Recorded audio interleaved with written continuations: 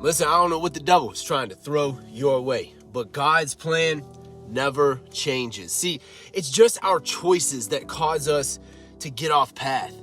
See, we can sometimes get so distracted by the things of this world that we end up taking a detour. But see, it's our own plan that gets interrupted. And what I mean is this: we can feel like we are making all the right decisions, all the right choices, but in all actuality, we got off course somehow, some way. We started to fret over the things we couldn't control. And I don't know, this is something I do so much. Then we try and take matters into our own hands. That's why we end up feeling defeated, because we attempted to grab the wheel and direct our own path. But so if you're anything like me, I always get hyper focused on what could go wrong, that I don't even take the next step that I was supposed to take, thinking that I know best. Then I end up forgetting the very place that I was brought from. And subconsciously, I end up thinking and making a hasty decision that leads me into a spot of uncertainty. It's like the slippery slope of the slip back. You know exactly what I'm talking about too. God is saying to someone right here, right now, I can use all of this too. I can take your mistakes and turn them into the greatest message.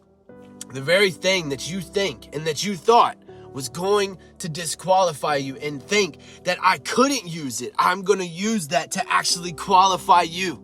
Yeah. I will use it to show you how sovereign I am. I know you think that you're all alone in this, but I've been right here the whole time. I will never, ever leave you. I will never, ever forsake you. And I'm standing right here to tell you right now, I'm proud of you. Let that sink in for a second. So God's going to use all of your mistakes, everything that you thought disqualified you. And he's standing right there telling you, I'm proud of you. Don't worry about all the details right now. Don't fret over the things you can't control. Isaiah 46:10 makes this point, declaring the end from the beginning and from ancient times things not yet done, saying, my counsel shall stand and I will accomplish all my purpose. See why you got to keep showing up. You got to keep going and never ever back down from what God has called in your life. It's literally time to take God out of that box and allow him to use every single piece of your story. Just wait till you take a step back and see how it all worked together to create the greatest rescue story ever told. You know, I remember when I first gave my life back to Christ. And for some reason, I subconsciously thought that my life would automatically get better. But if I'm just being honest, everything got worse. Yeah. I mean, everything started to screw up. I'm serious. It was one thing after another that started to go wrong. Like if it could go wrong, it went wrong. Matthew 7:13-14 makes this point. Enter through the narrow gate, for wide is the gate and broad is the road that leads to destruction, and many enter through it. But small is the gate and narrow the road that leads to life, and only a few find it. You know, I felt legitimately, like I legitimately felt like I didn't understand why when I got resaved, everything in my life got worse. It honestly made me feel like I should have just gave up. See, I'm just being real right here. You know, we actually give the Israelites such a hard time. But just like how after the Red Sea, they ended up wandering around the wilderness and grumbling about how their life turned out, this is the same thing that happens to you and I. After the Red Sea, their life didn't get any easier. They were freed from slavery, but they were also stuck in the wilderness, hungry, and couldn't find water. I mean, it was so much that went wrong.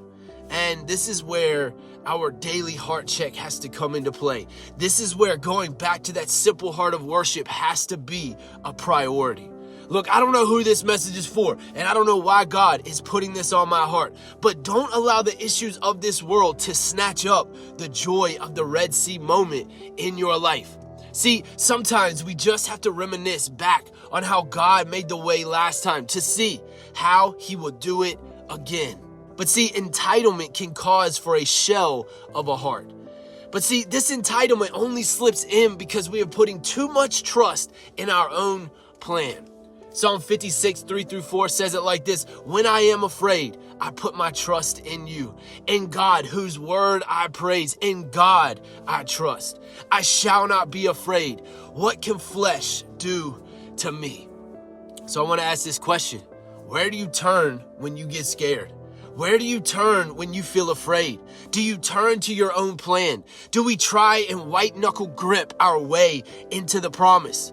This is where trust has to be brewed in our hearts. And I get it. How they treated you back there makes it so difficult to trust. And that heartbreak created a callus around your heart. It was like you gave everything that you had only to be broken down, which in return causes you to go back into defense mode. And then we are right back in that survival mode, just trying to get to the next day. But see, that's not the life that God intended for you. John 10:10 says this: the thief comes only in order to steal and to kill and to destroy. I came that they may have and enjoy life and have it in abundance to the full till it overflows. See, God put this video on your screen to remind you that he sees you, that he knows what you're struggling with. So right here, let this be confirmation to you. Let this be confirmation to your spirit that the name of the game in this next season is just to put your weight on God's promise for your life and leave the details up to him. You know, I thought about this. It's like when you go to sit down on a chair, you just put all your weight on it. You don't normally check to make sure that it will hold your weight. You just have the confidence. Oh, I love this. You just have the confidence that the one who created it knew what they were doing to hold you up. This is a lot like what it looks like to have faith. Either we trust in the Creator, or we attempt to rationalize our own wrong decisions and then wonder why we slip back into a place we fought so hard to get out of. Okay, so think about how the Israelites were with Moses in the wilderness for a second. See, God heard their cry. He heard the Israelites' prayers. He saw their suffering. He saw every single tear. God knew exactly what he needed to do to get the Israelites out of their situation of slavery. And that's why he sent the plagues, to ultimately show the Pharaoh how God doesn't play around when it comes to his people. See, every single plague played a major role in softening the heart of Pharaoh to let his people go. But even though the people prayed to be delivered from Pharaoh's hand, once they got out into the wilderness, or the place that God was trying to shape them and mold them, they began to romanticize about their past. Numbers 14, 1-4 says this: that night, all the members of the community raised their voices and wept aloud. All the Israelites grumbled against Moses and Aaron, and the whole assembly said to them, if only we had died in Egypt or in this wilderness. Why is the Lord bringing us to this land only to let us fall by the sword? Our wives and children will be taken as plunder. Wouldn't it be better for us to go back to Egypt? And they said to each other, we should choose a leader and go back to Egypt. Look, I know. Back there looks a lot easier. And I know. It would just be easier to go back. I mean, don't we fall into this so many times? But remember those nights that you would cry out in despair for God to save you. Don't you remember those sleepless nights that you used to cry out to God? Well, it's time to take your stand and keep going. You cannot give up right here, my friend. You cannot give up, my brother or my sister. You have to keep pushing, and you have to choose this narrow road, because you got this. And it's all going to work out just the way that it is supposed to, according to God's will. Right here at the end of this video, type this: say, God will work it out, and I'm gonna play my part. Listen, I love you so much. I will see you on the next video.